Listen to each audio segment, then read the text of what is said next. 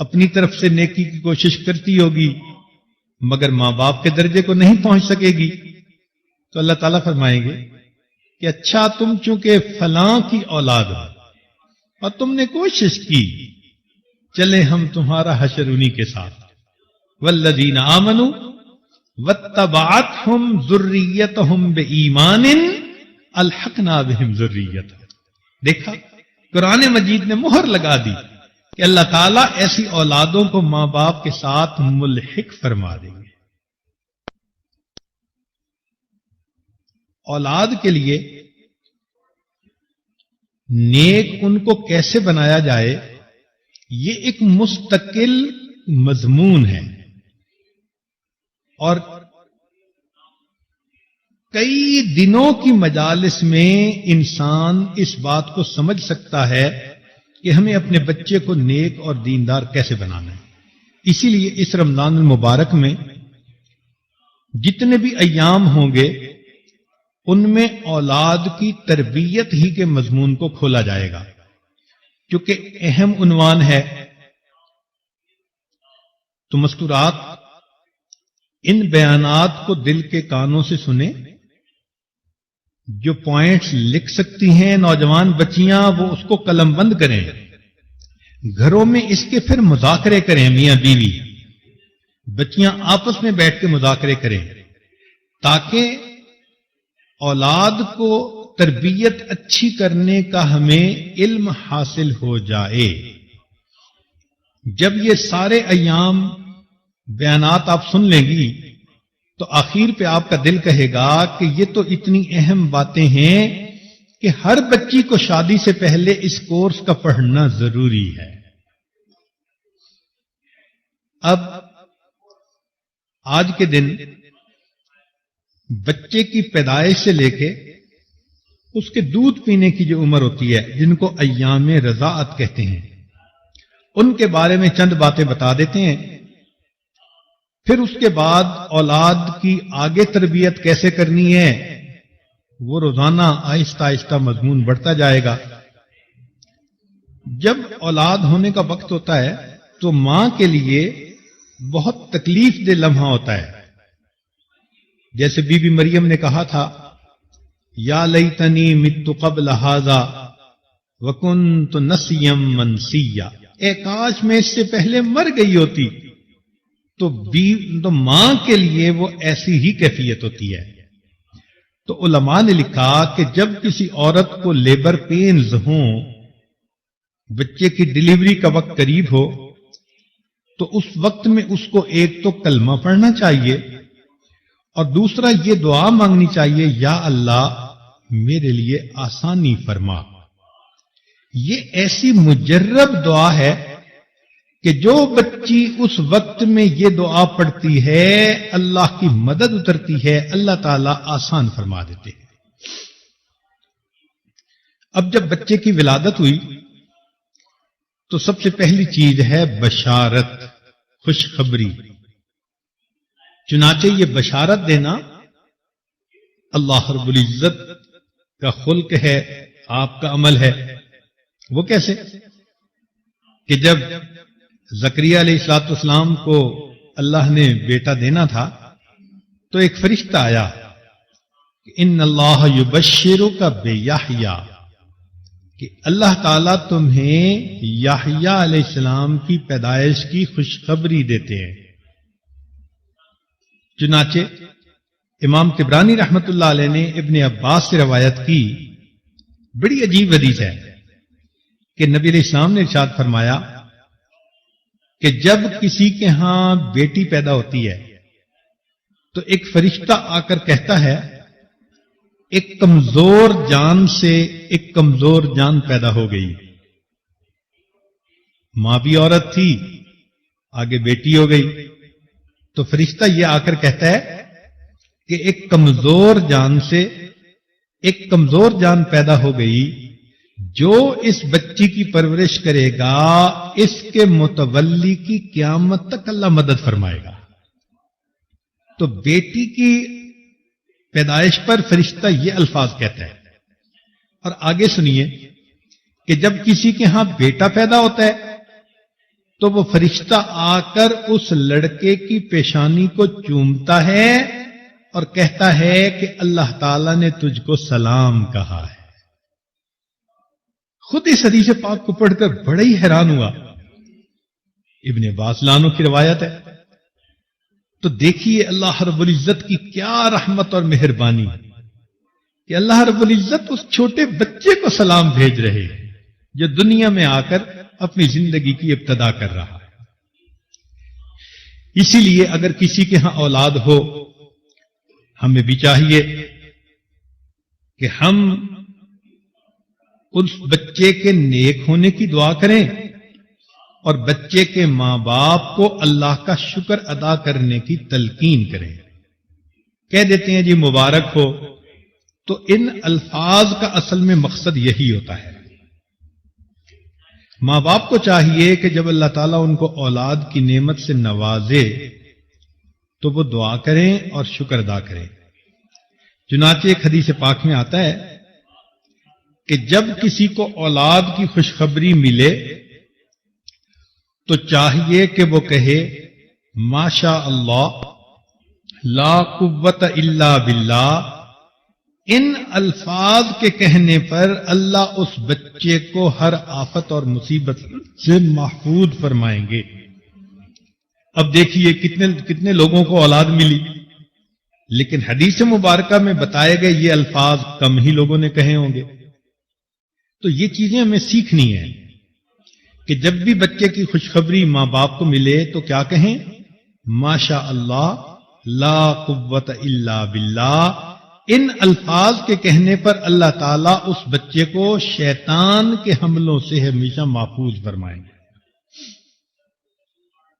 پھر بچے کی جب ولادت ہو تو ایک کام ہوتا ہے اس کے دائیں کان میں اذان کہنا اور بائیں میں اقامت کہنا۔ حدیث مبارکہ میں ہے کہ سیدہ فاطمہ الزہرا رضی اللہ تعالی عنہا کے ہاں جب حسن رضی اللہ عنہ کی ولادت ہوئی تو بچے کو نبی علیہ السلام کی خدمت میں پیش کیا گیا۔ نبی علیہ الصلوۃ والسلام نے اس کے دائیں کان میں اذان کہی، بائیں میں اقامت، اور پھر اس کے لیے دعا مانگی۔ یہ اذان اور اقامت کہنے میں حکمت یہ ہے کہ بچے کے دل و دماغ میں سب سے پہلے عظمت الہی کا پیغام پہنچے۔ شاہ ولی اللہ محمد دہلوی رحمۃ اللہ فرماتے ہیں کہ ایک حکمت اس میں یہ بھی ہے کہ چونکہ اذان کے الفاظ سن کر شیطان بھاگ جاتا ہے، حدیث پاک سے ثابت ہے، تو جب بچے کے کان میں اذان کہی جاتی ہے تو بچہ اس شیطان سے محفوظ ہو جاتا ہے اور شیطان اس سے دور بھاگ جاتا ہے۔ پھر ایک کام کرنا ہوتا ہے جو سنت ہے کہ تہنیک کرنا۔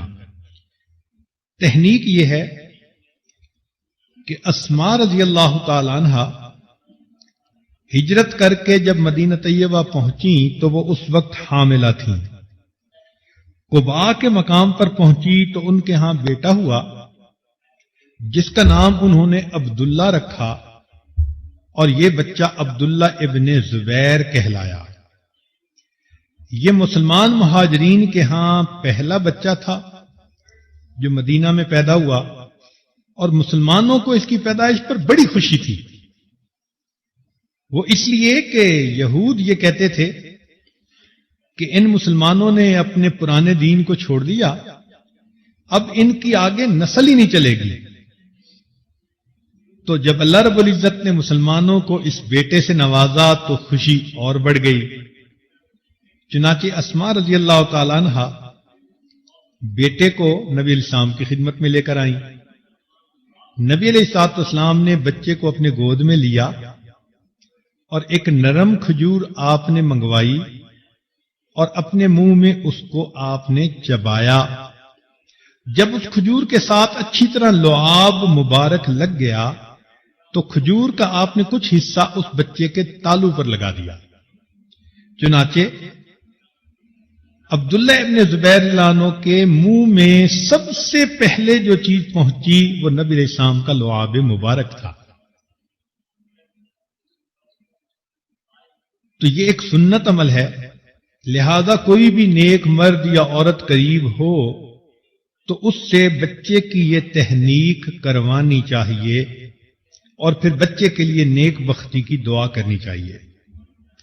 علماء نے لکھا ہے کہ بچہ جب پیدا ہوتا ہے تو اس کے بعد اگر وہ روئے اور چلائے تو باپ کی وراثت میں اس کا حق شامل ہو جاتا ہے۔ اب 7ویں دن ایک اور عمل ہے، اس کو کہتے ہیں عقیقہ کرنا۔ عقیقہ یہ ہے کہ بیٹا اگر پیدا ہوا تو 2 بکرے، بیٹی پیدا ہوئی تو 1 بکرا، یہ ذبح کیا جائے اور پھر عزیز اقارب رشتہ داروں کو دعوت پر بلایا جائے اور ان کو کھلایا جائے۔ یہ عقیقہ کرنا اہم ہے۔ کسی نے امام مالک رحمۃ اللہ سے پوچھا کہ اتنا غریب بندہ ہے کہ عقیقہ کا بکرا کر ہی نہیں سکتا؟ انہوں نے فرمایا کہ اچھا بھائی تم مرغی ہی ذبح کر دو، کچھ نہ کچھ اللہ کے نام پہ قربان ضرور کرو۔ اور یہ بھی نہیں کہ صرف بکرے ہی کرنے ہوتے ہیں، اگر فرض کرو کوئی ایسا آدمی ہے کہ جس کا بہت ہلکا اثر ہے تو وہ کئی بکرے بھی کر سکتا ہے۔ حضرت انس رضی اللہ تعالیٰ عنہ اپنے ہر بچے کے ہونے پر 1 اونٹ ذبح فرمایا کرتے تھے۔ یہ عقیقہ کیا ہے؟ حدیث مبارکہ میں ہے کہ بچہ جب پیدا ہوتا ہے تو ایک تو اس بچے کے ہاتھ بندھے ہوئے ہوتے ہیں۔ کیا مانا؟ اس کی شفاعت کے ہاتھ بندھے ہوتے ہیں۔ جب وہ بچے کے لیے عقیقہ کے بکرے کیے جاتے ہیں تو اب یہ بچہ قیامت کے دن اپنے ماں باپ کی شفاعت کا حق پا لیتا ہے۔ اس لیے یہ عقیقہ اپنی زندگی میں بڑے ہو کر بھی کیا جا سکتا ہے کہ عقیقہ کرنے سے بچے کو ماں باپ کی شفاعت کا حق مل گیا۔ حضرت شاہ ولی اللہ مدد دہلوی رحمۃ اللہ فرماتے ہیں کہ اصل میں ان جانوروں کو قربان کرنے سے ابراہیمی سنت کو یاد کرنا مقصود تھا، اور ساتھ یہ بھی فرماتے ہیں کہ عقیقہ کرنا اصل میں دوست احباب کو بچے کی اطلاع دینے کا بہترین طریقہ ہے۔ اب فرض کرو کوئی عقیقہ نہ کرے تو اس کو تو ہر ایک کو بتانا پڑے گا نا کہ جی میرا بیٹا ہوا، میری بیٹی ہوئی، تو شریعت نے کہا کہ تم جو ایک ایک کو بتاتے پھرو گے اس سے بہتر ہے کہ ایک دن سب رشتہ داروں کو مدعو کر لو، وہ بھی تمہاری خوشی میں شریک ہو جائیں اور وہ بھی بچے کے لیے نیک بختی کی دعا دیں۔ لیکن ذہن میں ایک سوال پیدا ہوتا ہے کہ 7ویں دن عقیقہ کیوں کیا گیا؟ اسی دن کر لیتے۔ تو شاہ ولی اللہ مدد دہلوی رحمۃ اللہ فرماتے ہیں کہ پیدائش کے دن تو ماں باپ بچے کی پیدائش کے بعد سنبھالنے کے عمل میں مشغول ہوتے ہیں، ان کو وقت چاہیے کہ وہ جانور ڈھونڈیں، اس کا انتظام کریں، رشتہ داروں کو بلائیں، پھر مہمان نوازی کریں۔ تو شریعت نے یہ 7 دن کا مناسب وقفہ دے دیا کہ تاکہ اس میں تم اپنی حیثیت کے مطابق عقیقہ کا انتظام کر لو اور اپنے رشتہ داروں کو اس کے لیے بلا لو۔ 7ویں دن عقیقہ کے ساتھ ایک کام اور کرنا ہوتا ہے کہ بچے کے سر کے بال منڈوا دینا، صاف کروا دینا۔ چنانچہ سیدہ فاطمہ الزہرا رضی اللہ تعالی عنہا، ان کے ہاں جب حضرت حسن اللہ عنہ کی ولادت ہوئی یا سیدنا حسین اللہ عنہ کی ولادت ہوئی تو انہوں نے 7ویں دن ان بچوں کے بال سر کے صاف کروائے اور بالوں کے وزن کے برابر چاندی اللہ کے راستے میں صدقہ کر دی۔ یہ عمل اس لیے ہوتا ہے کہ اب تک یہ بچہ ماں کے پیٹ میں تھا، اب طفولیت کی عمر شروع ہوئی، لہذا بال جو جسم سے ہٹائے جاتے ہیں اس کے بقدر اللہ کے راستے میں صدقہ کر دیا جاتا ہے۔ تیسرا عمل ہوتا ہے 7ویں دن اس بچے کا نام رکھنا۔ نام رکھنے میں 3 باتوں کا خیال رکھنا چاہیے۔ ایک تو نام زبان پر آسان ہو، لینا آسان ہو، پکارنا آسان ہو۔ کئی مرتبہ لوگ ایسے نام رکھ دیتے ہیں کہ لوگوں کے لیے نام پکارنا ہی مشکل ہو جاتا ہے، وہ نام بگاڑ کے لیتے ہیں لوگ۔ تو نام میں ایک بات کہ وہ زبان پر آسان ہو، دوسرا اس کے معنی اچھے ہوں. ایسے بے معنی لفظ یا برے معنی والے الفاظ، ایسے ناموں کو نبی علیہ السلام نے ناپسند فرمایا. چنانچہ جب بھی کوئی ایسا بچہ ہوتا تھا کہ جو نام ایسا ہوتا جو ناپسندیدہ، تو نبی علیہ السلام اس شخص کا نام بدل کے اچھا نام رکھ دیا کرتے تھے. تو نام میں 3 باتیں: زبان پر آسان، معنی اچھے ہوں، اور تیسرا اس نام کی نسبت اچھی ہو. انبیاء کرام کے ساتھ نسبت ہو، صحابہ کے ساتھ، اولیاء کے ساتھ، دین کے ساتھ، نبی علیہ السلام کے ساتھ، اللہ کے ساتھ. اسی حدیث پاک میں آتا ہے کہ اللہ تعالیٰ کو سب سے زیادہ پسندیدہ نام عبداللہ ہے، اللہ سے نسبت، اللہ کا بندہ، اور عبد الرحمن، رحمان کا بندہ. اسی طرح محمد اور احمد بھی نام رکھا جا سکتا ہے. ایک حدیث مبارکہ میں ہے کہ جس گھر میں کسی بچے کا نام محمد ہو، اللہ تعالیٰ اس گھر والوں کو فاقہ کے عذاب میں مبتلا نہیں فرماتے. ہمارے اکابر میں یہ محمد کا نام رکھنا اتنا پسندیدہ تھا. امام غزالی رحمت اللہ علیہ 7 پشتوں تک، یعنی اوپر کے دادا کا نام بھی محمد، پھر ان کے بیٹے کا نام محمد، پھر ان کے بیٹے کا 7 نسل تک نام محمد چلا کرتا تھا. بچے کی کنیت بھی بچے کی وجہ سے رکھی جا سکتی ہے، باپ کی. جیسے ہم ابو داود، تو بچے کے نام پہ باپ بھی اپنی کنیت کو رکھ سکتا ہے. جیسے کسی ماں کا بیٹا محمد ہو تو وہ ام محمد کہلائے. تو یہ 7ویں دن 3 کام کیے: عقیقہ ہوا، بال منڈوائے، نام رکھا، اور ایک چیز یہ کہ اگر وہ بیٹا ہے تو اس کے ختنے کروانا. حدیث مبارکہ میں ہے کہ چند چیزیں فطرت میں ہیں: کلی کرنا، ناک میں پانی ڈالنا، مونچھیں کٹوانا، مسواک کرنا، ناخن کٹوانا، بغل کے بال صاف کرنا، زیر ناف بال صاف کرنا، اور لڑکوں کا ختنہ کروانا. ایک حدیث مبارک میں ہے کہ 4 چیزیں سنن المرسلین ہیں، یعنی تمام رسولوں کی سنت ہے، کامن سنت ہے. ان میں سے ایک خوشبو لگانا، دوسرا مسواک کرنا، تیسرا ختنہ کرانا، اور چوتھا نکاح کرنا. اب 7ویں دن جب یہ اعمال ہو گئے تو اب اس بچے کو 2 سال تک دودھ پلانا یہ اس کی ماں کی ذمہ داری ہوتی ہے. ماں کا دودھ بچے کے لیے انتہائی ضروری ہوتا ہے. اس کی اہمیت کا اندازہ اس سے لگائیے کہ نبی علیہ الصلوۃ والسلام کے پاس ایک عورت آئی جو زنا کی مرتکب ہوئی تھی. اس کا بچہ ہوا. اس نے نبی علیہ السلام کے سامنے اقرار کیا کہ میں اس گناہ کی مرتکب ہوئی. تو نبی علیہ الصلوۃ والسلام نے حد کا جاری کرنا اس کو مؤخر فرمایا. اس کو کہا کہ جاؤ اور بچے کو دودھ پلاؤ. جب 2 سال اس نے دودھ پلایا اور واپس آئی تو بچے کے ہاتھ میں روٹی کا ٹکڑا تھا. تب نبی علیہ الصلوۃ والسلام نے حد جاری فرمایا. یعنی بچے کو دودھ پلانا اتنا اہم کام ہے کہ اللہ کا حکم ہے حد جاری کرنا، اس کو بھی اس کی خاطر 2 سال مؤخر کر دیا گیا. آج کل کی نوجوان بچیاں بچوں کو دودھ پلانے سے گھبراتی ہیں، حالانکہ اس میں بچے کا بھی فائدہ اور ماں کا بھی فائدہ. بچے کا فائدہ تو یہ کہ ماں کا دودھ بچے کے جسم کی ریکوائرمنٹس کے بالکل مطابق ہوتا ہے. اس کی نیوٹریشن بچے کی ضرورت کے بالکل مطابق ہوتی ہے. اس بچے کو اگر گائے کا دودھ پلا دو تو پیٹ خراب، بھینس کا پلا دو تو اور زیادہ خراب.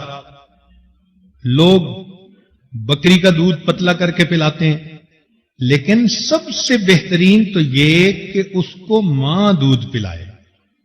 پھر اس دودھ کی خوبی یہ ہوتی ہے کہ ماں کا دودھ نہ گرم ہوتا ہے نہ بہت یخ ٹھنڈا ہوتا ہے، ایک نارمل ٹیمپریچر.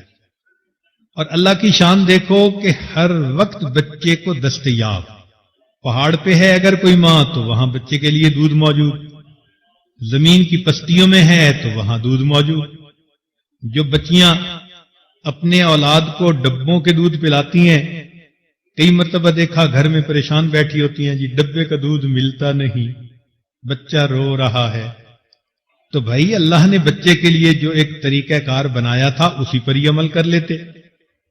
بچے کے تو یہ فائدے ہوئے، اور ماں کا فائدہ یہ کہ جو عورتیں اپنے بچوں کو دودھ پلاتی ہیں، ڈاکٹروں کے مطابق ان کو چھاتی کا کینسر نہیں ہوتا، اور دوسری بات کہ وہ موٹاپے سے محفوظ رہتی ہیں۔ لہذا جو عورتیں اپنے بچوں کو دودھ پلائیں گی، کیونکہ ولادت کے بعد عورت کے جو ہے نا جسم کے اندر موٹاپا حاصل کرنے کا رجحان بڑھ جاتا ہے، تو اگر وہ اپنے بچے کو دودھ پلائے تو جسم کا موٹاپا اس سے ختم ہو جاتا ہے۔ اور ایک سب سے اعلیٰ چیز کہ دودھ پلانے سے بچے کے دل میں ماں کی محبت پیدا ہوتی ہے، اور ماں کے دل میں اولاد کی محبت پیدا ہوتی ہے۔ یہ ڈبوں کے دودھ سے چیز نہیں ملتی۔ اکبر الہ آبادی نے یہی تو کہا تھا کہ بچے میں ماں باپ کے اتوار کی بو کیسے آئے، انہوں نے تو ڈبوں کا دودھ پیا ہوا ہے۔ تو ماں کا دودھ پینے سے بچے کے دل میں ماں کی محبت اور ماں کے دل میں بچے کی محبت، یہ محبت کا رشتہ بہت محبوب ہے۔ اس لیے شریعت نے کہا کہ ماں اپنی اولاد کو 2 سال تک دودھ پلائے۔ یہاں پر ایک نقطہ اور سمجھ لیں کہ پرورش کا حق شریعت نے ماں کو دیا اور ولایت کا حق شریعت نے باپ کو دیا، اس لیے کہ ماں بہتر پرورش کر سکتی ہے۔ ہاں، جب بچہ بڑا ہو جائے تو اس کی تعلیم، اس کی تربیت، اس کی زندگی میں اس کو سیٹ کرنا یہ ولی کا کام ہوتا ہے، تو یہ باپ بہتر کر سکتا ہے۔ تو اس لیے اگر بچے کو شروع سے ہی اسلامی تعلیمات کے مطابق ہینڈل کیا جائے تو بچہ شروع سے ہی اپنے دل میں نیک جذبات حاصل کر لیتا ہے اور وہ نیکوکاری کی زندگی گزارتا ہے۔ عام طور پر اولاد کے بگڑنے کا سبب ماں باپ کی غفلت، اس کی 2 وجوہات ہوتی ہیں۔ یا تو ماں باپ نے غفلت کی وجہ سے بچے کو وقت نہیں دیا ہوتا، یا پھر ماں باپ کو پتہ ہی نہیں ہوتا کہ بچے کی تربیت کرنی کیسے ہے۔ آج کل ہمارے ماحول میں یہ بنیادی ریزن ہے کہ بچیاں ماں بن جاتی ہیں مگر ان کو یہ پتہ نہیں ہوتا کہ ماں کی ذمہ داری کیا ہوتی ہے۔ وہ اپنے عقل کے مطابق، تجربے کے مطابق، سنی سنائی باتوں کے مطابق اس بچے کو ہینڈل کر رہی ہوتی ہیں۔ تو جو تو سمجھدار ہوئیں، بردبار طبیعت والی ہوئیں، انہوں نے بچوں کو ذرا اچھی پرورش دے دی، اور جس کے طبیعت میں غصہ زیادہ ہے اس نے بات بات پہ بچے کو جھڑکی دی، کوسنے دیے، بد دعائیں دی، بنانے کی بجائے اپنی اولاد کو الٹا بگاڑ دیا۔ تو اس لیے اولاد کی تربیت کا یہ مضمون ہر عورت کے لیے پڑھنا، سیکھنا ضروری ہے، اور اس کی اہمیت کا جاننا ضروری ہے۔ یہ پوائنٹ ذہن میں رکھیں کہ اگر ہم نے اولاد کو نیک بنانے کی کوشش نہ کی تو یہ اولاد بڑے ہو کر ہمارے لیے وبال جان بنے گی۔ اس لیے علماء نے لکھا ہے کہ جوان ہونے کے بعد اولاد یا ماں باپ کی دوست ہوتی ہے یا ماں باپ کی دشمن ہوتی ہے۔ اگر تو نیکی پر آ گئے تو ماں باپ کے دوست، اور اگر بگڑ گئے تو ماں باپ کے دشمن۔ چنانچہ ہم نے دیکھا بگڑے ہوئے بچے ماں باپ کے لیے سہانے روح بن جاتے ہیں، ماں باپ کا جینا حرام کر دیتے ہیں۔ ایک مرتبہ مجھے بیرون ملک میں ایک عورت نے فون کیا، کہنے لگی جی دعا کرو اللہ تعالیٰ میرے بیٹے کو ہدایت دے، میرے بیٹے نے اپنے پسند کی شادی کی اور وہ مجھے ملنے ہی نہیں آتا، اور مجھے اس وقت 8 مہینے ہو گئے بیٹے کا چہرہ دیکھے۔ آج میں نے اسے فون کیا کہ بیٹے ایک دفعہ آ کے مل تو جاؤ، تو بیٹے نے آگے سے جواب دیا کہ تم کتیا ہو، بھونکتی رہتی ہو، مجھے آئندہ اپنے پاس آنے کی بات مت کرنا۔ اب سوچئے کہ بیرون ملک میں اپنے بچوں کو پالا اور دین سکھانے کی بجائے وہی مغربیت کی زندگی ان کو سکھائی، تو نتیجہ یہ ملا کہ اب یہ بچہ جوان ہو کر اپنی ماں کو کتیا کہہ رہا ہے۔ کتابوں میں ایک واقعہ لکھا ہے کہ چند بچے دیہات میں کھیل رہے تھے اور بوڑھا باپ بیمار تھا، بستر پہ لیٹا ہوا تھا۔ وہ بار بار اپنے بیٹے کو کہہ رہا تھا کہ بچہ مجھے پیاس لگی ہے، پانی پلا دو، اور بچہ کھیلنے میں مست تھا۔ حتیٰ کہ جب بار بار باپ نے کہا تو وہ لڑکا اپنے دوستوں سے ہٹا اور اس نے اپنا جوتا اٹھایا اور قریب جوہڑ کا پانی جوتے کے اندر بھرا اور باپ کے منہ میں آ کر انڈیل دیا۔ جب نافرمان اولاد ہوتی ہے، بگڑتی ہے، تو پھر ماں باپ کے ساتھ یہ سلوک کرتی ہے۔ اس لیے کہتے ہیں کہ یتیم وہ نہیں ہوتا کہ جس کا باپ فوت ہو جائے، یتیم وہ ہوتا ہے کہ جس کے باپ کے پاس فرصت نہ ہو اور اس کی ماں کے پاس اہلیت نہ ہو، وہ یتیم ہوتا ہے۔